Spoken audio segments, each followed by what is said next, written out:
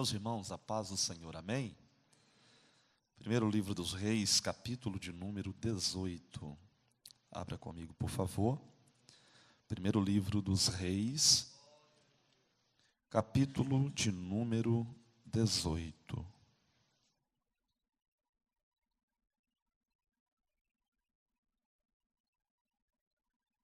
Nós iremos ler o versículo de número 30 e o versículo de número 39. Primeiro livro dos Reis, capítulo de número 18, versículo de número 30. Você que encontrou em um alto e bom som, diga amém. Diz assim: Então Elias disse a todo o povo: Chegai-vos a mim. E todo o povo se chegou a ele e reparou o altar do Senhor, que estava quebrado. 39. O que vendo todo o povo, caiu sobre os seus rostos e disse: Só o Senhor é Deus. Só o Senhor é Deus. Repita comigo, igreja: só o Senhor é Deus. Só o Senhor é Deus. Queria estar assentados, por favor. Irmão Sérgio, puder me ajudar aí, eu agradeço, tá? Por favor. Quero externar a Deus a minha gratidão pela oportunidade, louvar a Deus pela vida do nosso pastor, presidente, pastor Hebron. Quero louvar a Deus pela vida do nosso vice-presidente, pastor Reginaldo, é isso, Lucas? Isso, né? Pastor da sede, pastor Reginaldo. Deus abençoe. Ao meu amigo particular, pastor Lucas, Deus abençoe também. Aos nobres companheiros, o Wellington, Davi e a toda a equipe de pastores e lideranças, Deus seja louvado pela vida de cada um de vocês. Ao presbítero Márcio, que foi quem me contatou, não está, já foi justificado essa noite, mas eu quero louvar a Deus porque toda a campanha que tem, o presbítero irmão Márcio está sempre entrando em contato para a gente poder estar aqui servindo, e servir é a melhor atitude que nós podemos ter, servir ao reino, servir à igreja. Quero louvar a Deus pela vida do Douglas, que também é um exímio pregador do evangelho. Deus te abençoe, tá? Grandemente. Queridos, há uma responsabilidade muito grande sobre os nossos ombros, sobre a nossa vida, quando somos convidados para poder falar da inerrante, infalível, poderosa palavra de Deus. Porque exige-se um momento de total dedicação, estudo, oração, para que nos aprofundemos um pouquinho mais naquilo que Deus tem reservado para nos ensinar, para poder nos mostrar, desde que nós nos entreguemos, primeiro, para estudar, segundo, para buscar as revelações do céu, e terceiro, pregar a mensagem na inspiração do Espírito Santo de Deus. Porque quando fazemos dessa forma, sem sombra de dúvida, a palavra do Senhor, ela sempre vai gerar um resultado na vida de todos aqueles que estão ouvindo, e por que não dizer, na vida também daquele que é o pregoeiro da palavra do nosso Senhor. Como o tema central desta campanha restaurando o altar de Deus, eu procurei me ater dentro desse texto, que é o texto base da campanha, de 1 Reis, capítulo 18, que relata um pouco da história, da vida de um homem que foi separado por Deus para poder trazer uma mensagem de conscientização, uma mensagem de arrependimento para uma nação que, dentre tantas nações, Deus escolheu para que fosse a nação eleita, vocacionada, escolhida, para que por meio desta nação o nome do Senhor viesse a ser conhecido. Elias, muito pouco se sabe a respeito da localidade onde ele cresceu, aonde ele nasceu, que a Bíblia vai relatar Elias como tisbita, Tisbe. Muito pouco se sabe sobre esta região, ou por que não dizer sobre esta cidade. Alguns preferem dizer alguns historiadores que Tisbe era uma pequena cidade de aproximadamente 270 habitantes, por que não dizer que era do tamanho de um bairro de algumas cidades que nós temos aqui dentro do nosso estado de Santa Catarina. Só que Elias, ele foi chamado por Deus de um local tão humilde, tão simples, mas com uma tarefa tão grande, com um ministério tão grande, para poder impactar toda uma nação que estava vivendo uma vida de marasmo espiritual, pessoas que haviam abandonado os preceitos do Senhor, os mandamentos do Senhor, para fazer conforme aquilo que parecia bem aos seus olhos. A Bíblia vai relatar que neste período quem está reinando sobre o povo de Deus é Acabe e Jezabel. Acabe casou-se com Jezabel, e Jezabel, ela, filha de Etibaal, ela trouxe o deus Baal, Balins, deuses pagãos, e implantou no meio do povo de Israel, a fim de que esses deuses pagãos fossem adorados, porque dessa forma ela foi ensinada, dessa forma ela foi orientada. E quando ela trouxe esses deuses pagãos para o meio dos filhos de Israel, este povo então começou a entrar por um caminho errado, por um caminho distorcido, por um caminho totalmente contrário daquele que Deus havia ensinado a eles, por intermédio de Moisés, por intermédio de Josué, por intermédio de todos os profetas que haviam se levantado, por intermédio de todos os homens que Deus havia levantado para poder direcionar este povo para andar no caminho do Senhor e viver de fato a plenitude da glória de Deus. A Bíblia então vai relatar que Elias, quando foi chamado, então ele chegou com a mensagem dizendo que durante um período de 3 anos não ia chover sobre a terra, porque Deus estava trazendo um tratamento para o povo, um período de seca, um período de escassez, aonde esta era a forma que Deus ia utilizar para poder trazer a consciência do povo que o único que podia prover, o único que poderia abençoar, o único que poderia fartar os celeiros do povo era apenas o Deus de Israel, o Deus que havia os escolhido, os chamado para ser uma nação diferenciada. Quando Elias então traz esta mensagem que não gotejaria sobre a terra, que não choveria sobre a terra, Elias então é ordenado por Deus para que vá para o Querite. A palavra Querite significa lugar de lapidação. Elias, mesmo sendo profeta, cheio de Deus, profetizando e caindo fogo do céu, Elias também precisa de um tratamento, porque a transformação ela é algo contínuo que acontece na vida de todos aqueles que servem ao Senhor. Não é porque eu prego que Deus não tem um período de transformação para a minha vida, de preparação para a minha vida.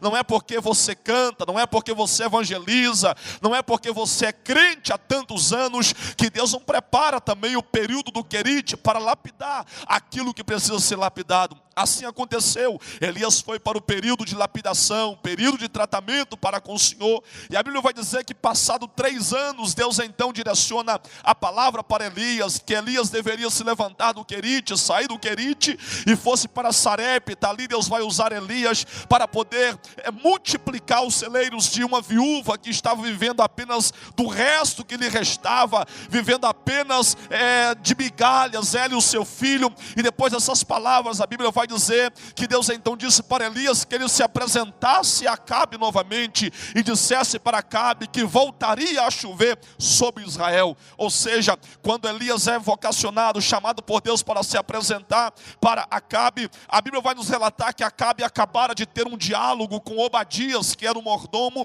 e Obadias era quem Deus havia levantado no período onde Jezabel havia destruído os profetas do Senhor, e ele separou 100 profetas, 50 em uma caverna, 50 em outra, e alimentou esses profetas com pão, e alimentou eles com água. E quando Acabe estava dialogando com Obadias, eles estavam vivendo um tempo de sequidão tão grande que a água já tinha se esgotado, já havia se acabado. A Bíblia vai dizer que Acabe fez a proposta para Obadias que ele fosse para um caminho e Acabe fosse para o outro caminho. E quando Obadias estava saindo, ele se deparou com Elias, e quando se deparou com Elias, a Bíblia vai dizer que ele se prostrou diante dele reconheceu o profeta de Deus, e quando reconheceu o profeta, de repente Elias diz para ele: eu preciso falar com Acabe. Então ele se apresentou a Acabe e disse para Acabe: eu quero que você chame todos os filhos de Israel, que se apresente no Monte Carmelo para um diálogo, para uma conversa. E quando todos se apresentaram no Monte Carmelo para esse diálogo,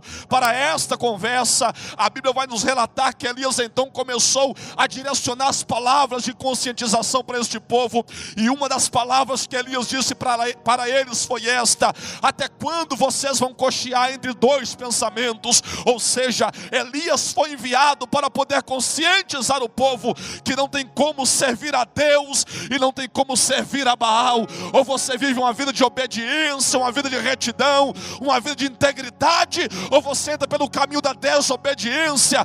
Não é possível servir a Deus e a servir a Baal. Elias foi enviado com este objetivo específico: conscientizar uma nação que está vivendo totalmente fora da vontade do Senhor, a viver uma vida de integridade. Ou seja, Deus deu para eles uma escolha: escolhei hoje, não cocheais entre dois pensamentos. Ou vocês servem a Deus, ou vocês servem a Baal. Ou vocês adoram a Deus, ou vocês adoram a Astarote, a Balins, a deuses pagãos. E você vai ver que isso não fica só aqui em Elias, porque Josué também, quando chamou o povo em Josué 24, Josué olhou para todo aquele povo, falou de tudo que Deus havia feito pelo povo de Israel. E Josué disse para eles assim: ei, escolhei hoje a quem servais, se aos deuses a quem serviram vossos pais, ou ao Deus que tirou vocês da terra do Egito. Porém eu e a minha casa serviremos ao Senhor. Porque isso aqui, meu irmão, não é de hoje que acontece. Aconteceu com Elias, aconteceu com Josué. O próprio Jesus vai dizer isso no Novo Testamento, quando ele disse que não há como servir a dois senhores, ou há de amar um e aborrecer o outro. Isto aqui não parou, isto aqui continua. Nós vivemos uma era, uma época onde as pessoas estão divididas. Querem servir a Deus aqui dentro, mas não querem compromisso com Deus lá fora. Querem experimentar da glória de Deus aqui dentro, mas querem experimentar também do mundo lá fora. E a glória de Deus, Ele não divide ela com ninguém. Ou você decide viver uma vida para Deus, ou você decide de uma vez por todas abandonar tudo, desistir de tudo. Mas esta noite Deus está dizendo para vocês: até quando cocheareis entre dois pensamentos? Até quando? Até quando? Até quando você vai caminhar com esta dúvida? Que às vezes faz você tomar decisões precipitadas, ao ponto de você se encontrar com uma frustração, com uma grande decepção, e você ainda se pergunta: por que Deus permitiu isso? É porque você não está entendendo. Há uma escolha. Você só consegue andar nos caminhos de Deus se você estiver vivendo a plenitude da palavra, do Evangelho, se você estiver tendo Deus como centro da sua vida. É impossível andar nos caminhos de Deus sem Deus. É impossível ter uma visão espiritual transparente se você não estiver vivendo uma vida de integridade com Deus. Sabe qual que é o problema? O problema daquele povo, quando Deus trazia sequidão, todos corriam para Deus, adoravam a Deus, porque Deus é um Deus de misericórdia. Como disse Jeremias: as misericórdias do Senhor são a causa de não sermos consumidos, porque elas não têm fim. Só que quando a coisa ficava boa, eles abandonavam. Eram levados, eram influenciados. Influenciados. E tem pessoas que assim são influenciadas. Para que ir no culto? Para que viver esta vida santa demais? Para que isso? Isso não é necessário. Para quê? E eles viviam dessa forma. Aí sabe o que aconteceu? Elias chamou todos eles e trouxe essa palavra de conscientização para todos eles, falando com eles até quando vocês vão andar entre dois pensamentos. Ou seja, primeiro Elias traz palavra, porque a única forma de uma igreja ser conscientizada, não existe outra forma, ainda continua sendo pela palavra de Deus. É a única forma de um homem se arrepender dos seus pecados e voltar para os caminhos do Senhor, ainda continua sendo pela palavra do Senhor. Aí Elias falou assim, está aqui 850 profetas de Baal, de Azera. Pega o bezerro, divide o bezerro no meio, e vocês vão pegar a parte do bezerro, e vocês vão oferecer no altar de vocês. Só que tem um porém, ele vai dizer assim, e não lhe metais fogo. Ou seja, Elias está dizendo assim, ei, não faça como vocês estão acostumados a fazer, porque a arqueologia se uniu com os historiadores, e eles descobriram que debaixo dos altares daquele tempo haviam funis, buracos, que sacerdotes entravam e pegavam fogo estranho e sopravam fogo estranho ali para dizer que era Deus se manifestando. Aí Elias vai dizer, não lhe metais fogo. Colocaram a banda do bezerro em cima do altar, e eles começaram a se retalhar, e Elias começou a olhar para eles e dizer assim, ei, talvez esteja viajando e não ouve vocês. O tempo está passando, a hora está passando, e eles clamando. Aí Elias talvez esteja dormindo, talvez esteja em viagem. Grita mais alto, e foi gritando e nada. Aí na hora que chegou o momento de Elias, que todos estavam envergonhados, eles estavam num monte, onde Deus estava usando Elias para mostrar que ele continua sendo Deus. Um monte que os cananeus colocaram muitos deuses, adoraram muitos deuses, um povo politeísta que adorava muito Deus. Aí quando chegou a hora de Elias, Elias primeiro vai fazer o que? A Bíblia diz que Elias vai reparar o altar. Elias, quando repara o altar, a pedra não era pedra lavrada, porque no Antigo Testamento também vai dizer, quando Deus vai dizer para eles oferecer o altar, diz, não lavre as pedras que não eram lavradas, e colocou aquelas pedras, as 12 pedras, representando as 12 tribos. Depois que reparou o altar, colocou o altar da forma que estava, restaurou todo o altar, Elias coloca a lenha, Elias coloca o bezerro, e Elias manda eles trazer água, abriu um valo em volta do altar, e encheu de água. Mandou trazer uma vez, trouxeram, mandou trazer 2 vezes, trouxeram, traz a 3ª vez e trouxeram, encharcaram, e nós sabemos que fogo comum, natural, molhou a lenha, não pega fogo. Elias estava dizendo assim, ei, eu falei para vocês não meter fogo, vocês clamaram, pediram, nada aconteceu. Agora é diferente, enche de água, porque se encharcar de água, o fogo natural não vai ter o poder de pegar. Agora o que eu vou clamar, o fogo dele é diferente. O fogo não vem de baixo para cima, o fogo dele vem de cima para baixo. Aleluia.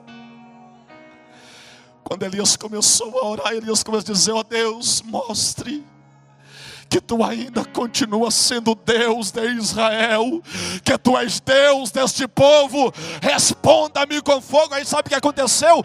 Desceu fogo do céu, consumiu o holocausto, e a Bíblia vai dizer que consumiu pedras e até o pó.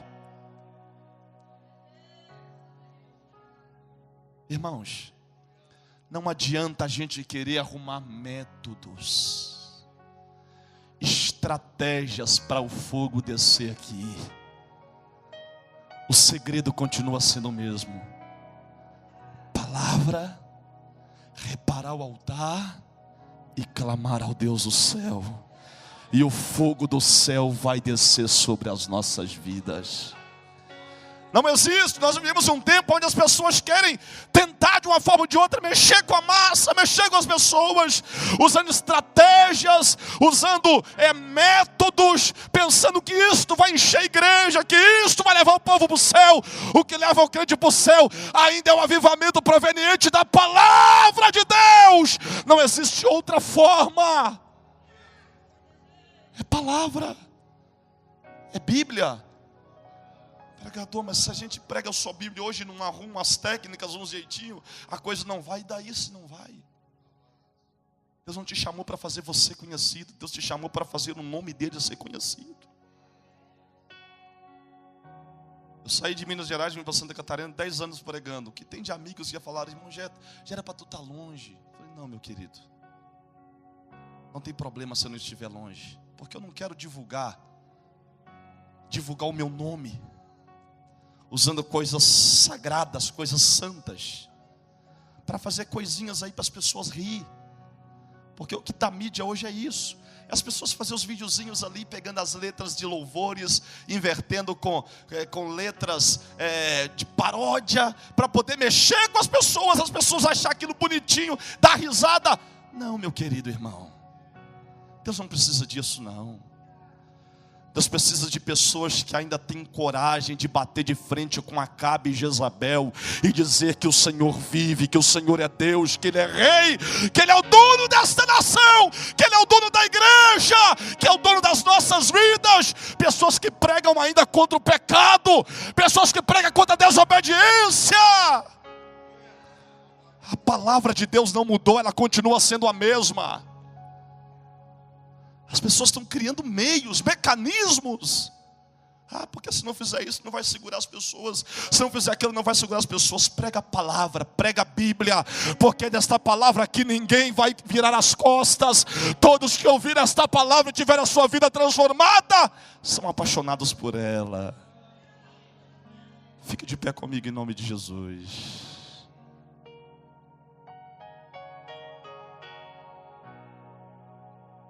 Reparou o altar, colocou água, clamou, o fogo desceu, consumiu o holocausto. Aí sabe o que aconteceu? Todos olharam admirados assim, ó, admirados. Aí começaram a falar assim, ó, só o Senhor é Deus,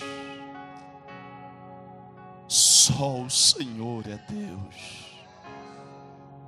Aí lembraram lá de quando Deus abriu o mar vermelho para eles passar, que Miriam do outro lado pegou o tamborim e começou a cantar, só o Senhor é Deus. O Antigo Testamento está repleto, a partir do Êxodo, está repleto de pessoas cantando, só o Senhor é Deus. Sabe o que Deus está dizendo aqui? Eu não quero que outras coisas tomem o lugar principal que eu tenho na sua vida. Interessante é que quem reparou o altar foi Elias,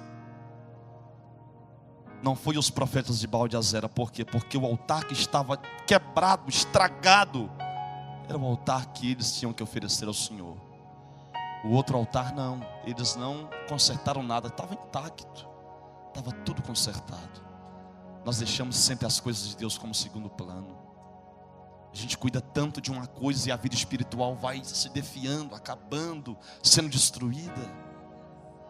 Se preocupa tanto com aquilo que humanamente falando, naturalmente falando, é importante. E se esquece de cuidar do altar da oração da nossa vida.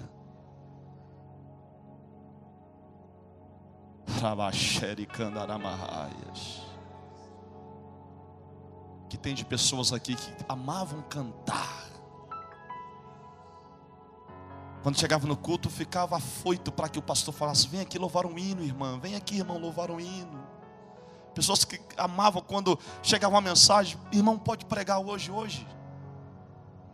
Você pede para que eles não te liguem, você se esconde para que não te chamem. Por quê? Porque você perdeu o prazer de desempenhar o ministério pelo qual Deus te chamou.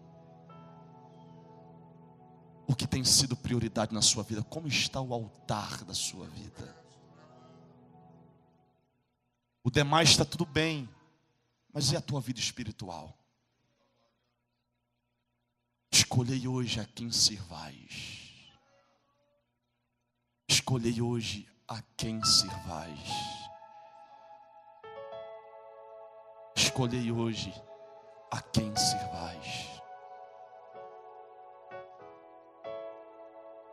O altar da tua casa precisa ser consertado, restaurado. Eu me lembro e me alegro. Eu me lembro e me alegro. O altar da minha casa, onde eu fui criado pelos meus avós no interior de Minas Gerais. Criado pelos avós. A minha avó tinha o prazer de falar assim: hoje é o dia que vocês vão consagrar. Amanhã é o dia que vocês vão orar, jejuar pela manhã. Quer que eu te diga uma coisa? Não me arrependo de nada disso.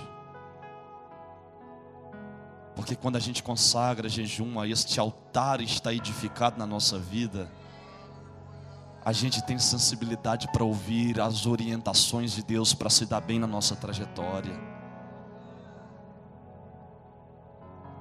Quando a gente edifica o altar, conserta o altar, repara o altar, a gente começa a desfrutar de bênçãos extraordinárias de Deus. Aí a gente vai falar como Paulo: sei o que é viver com muito, mas também sei o que é viver com pouco. Sei o que é ter fartura, mas sei também o que é passar necessidade. Mas eu tudo posso naquele que me fortalece. Posso orar, pastor? Posso. Quero orar por ti, você que está na campanha, você que não iniciou e deseja iniciar, sai do seu lugar e vem à frente. Pregador, mas eu não posso fazer campanha. Venha do mesmo jeito. Você vai vir aqui à frente, Deus está te chamando para consertar algum altar da sua vida que precisa ser reparado esta noite, para que você possa viver a plenitude da glória de Deus na sua vida. Recalasturi candaravachere me calamarraias. Remandaravachere candarabachai. As coisas só estão indo do jeito que está indo porque só precisa reparar o altar.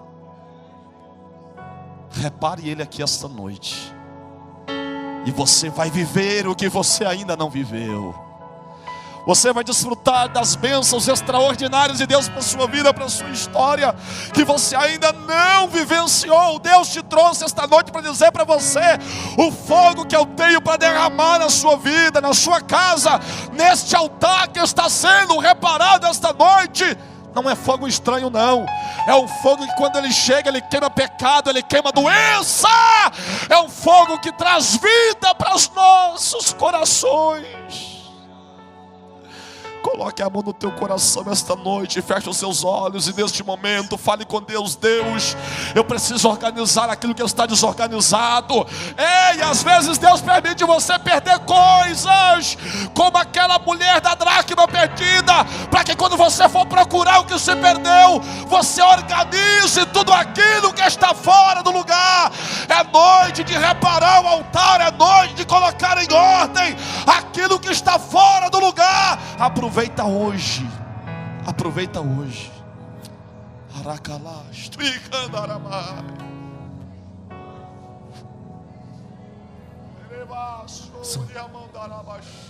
Me tomasse em teus braços e me desse salvação. Teu amor tem derramado em meu coração. Recebe fogo de Deus na sua vida agora. Senhor, Tu és Deus nesta igreja, e como Deus responde com fogo esta noite, renova, batiza com Teu Espírito, traz vida para a Tua igreja, em nome de Jesus. Seja renovado, volte a falar em outras línguas esta noite, em nome de Jesus. Recebe fogo no altar, em nome de Jesus. Graças, meu Senhor Jesus.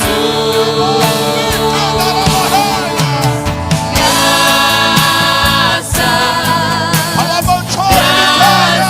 Senhor. Que o céu saiba que esta igreja ainda vive a plenitude da glória de Deus. Que esta igreja ainda recebe o fogo de Deus na sua vida, recebe o poder de Deus na sua vida.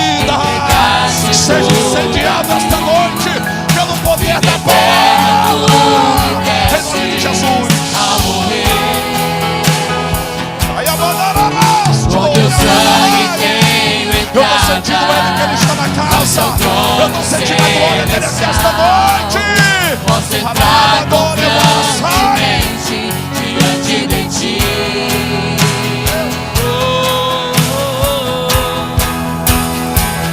Para dar-te graças.